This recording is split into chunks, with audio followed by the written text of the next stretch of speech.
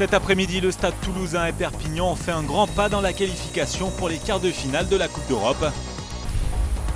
Reprise de la Ligue 1 aujourd'hui, tous les regards seront tournés vers le leader lillois qui se déplace à Nice. Belle performance pour Gilles Simon, le Français s'offre le tournoi de Sydney à 48 heures du début de l'Open d'Australie. Sans faute réussie par Toulouse en Coupe d'Europe après sa victoire contre Newport 17-3. Du Sautoir montre l'exemple le premier avant la percée de Poitrenaud. Le Toulousain sert parfaitement clair venu de l'aile opposée, 10-3 à la pause. Guinoves attend mieux de ses joueurs en seconde période. Malgré le deuxième essai du capitaine du Sautoir, Toulouse ne parvient pas à décrocher le bonus offensif. La qualification directe pour les quarts de finale se jouera donc la semaine prochaine contre les Wasps. De son côté, Perpignan a fait un grand pas vers l'écart en battant Trévise 44-9. Après 3 semaines de trêve, la Ligue 1 reprend ses droits. Lille et son serial buteur Moussa Sow assumeront-ils leur statut de leader? Premier élément de réponse ce soir avec un déplacement périlleux à Nice. On le sait que l'inconvénient c'est qu'on est l'équipe à battre quand on est leader. Après, je vous en ai déjà parlé, les joueurs le savent aussi. Il faut aussi se mettre à la place de l'adversaire. Donc si on jouait le leader, on serait très motivé.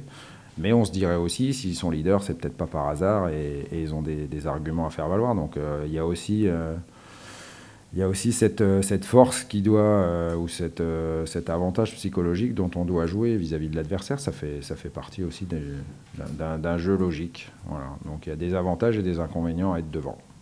Avant le choc de demain entre Bordeaux et Marseille, le PSG va également tenter de prendre des points dans la course au titre face à Sochaux.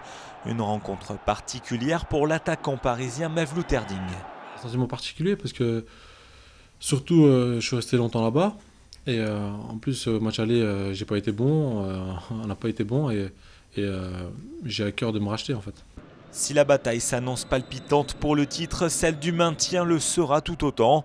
Mal en point, Lens et Monaco ont besoin de retrouver de la confiance.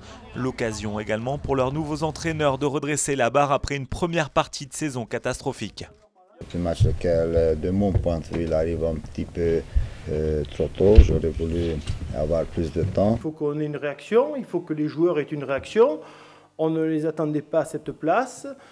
Mais voilà, il faut qu'on retrouve un certain élan et qu'on leur réponde à l'attente des gens et des décideurs. Début réussi pour Michel Estevant en championnat. Le nouvel entraîneur de Boulogne décroche une victoire 2-1 contre Angers. Tenu en échec à Vannes, Evian conserve tout de même son fauteuil de leader devant Le Mans, lourdement battu à Rennes 3-0. Ajaccio monte sur le podium après son succès face au Havre 2-1. Enfin, à noter le carton de Metz 4-0 contre Laval.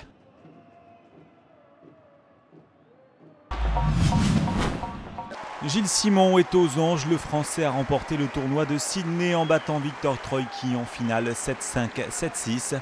Simon s'est fait une joie de balader le héros serbe de la dernière finale de Coupe Davis face à la France. Ce titre est le premier en 2011 pour Simon, mais le 8e de sa carrière. À 2 jours de l'Open d'Australie et d'un possible deuxième tour face à Federer, cette victoire est prometteuse pour la suite.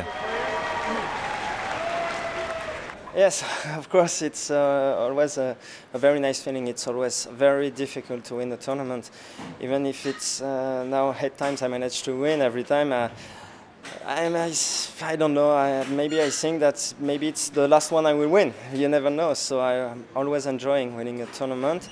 I didn't lose any set this week. I played a very nice tennis, so I'm happy to be back again. Jason Lamy-Chapuis reprend les commandes de la Coupe du Monde après sa victoire cet après-midi à Seefeld. Le champion olympique français l'emporte devant les 2 Norvégiens Mohamed et Koechlien. Le deuxième français, François Brault, est lui classé 7e. La descente de Wengen a réservé quelques surprises. L'Autrichien Kroll s'est imposé pour la première fois de sa carrière devant la star locale Didier Kusch. Un autre Suisse, Carlo Janka, prend la 3e place. A noter également la lourde chute de Stéphane Kepler, l'Allemand qui après un mauvais virage a dû être évacué par hélicoptère. Ses jours ne sont pas en danger. En raison d'une dégradation trop rapide de la piste due à un redout des températures, le géant dame de Maribor a été annulé.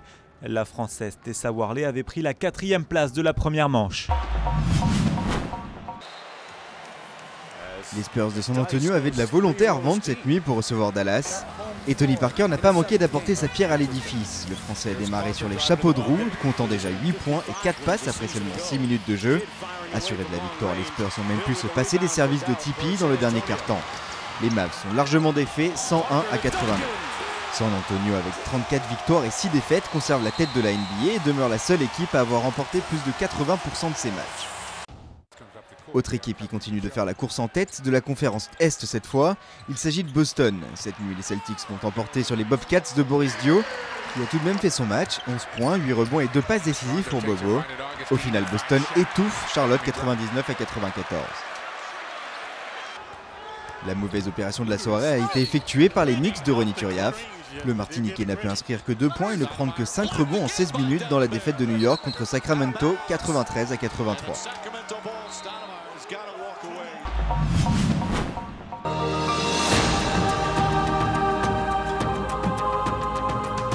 13e et dernière étape du Dakar aujourd'hui entre Cordoba et Buenos Aires, une étape longue de 826 km.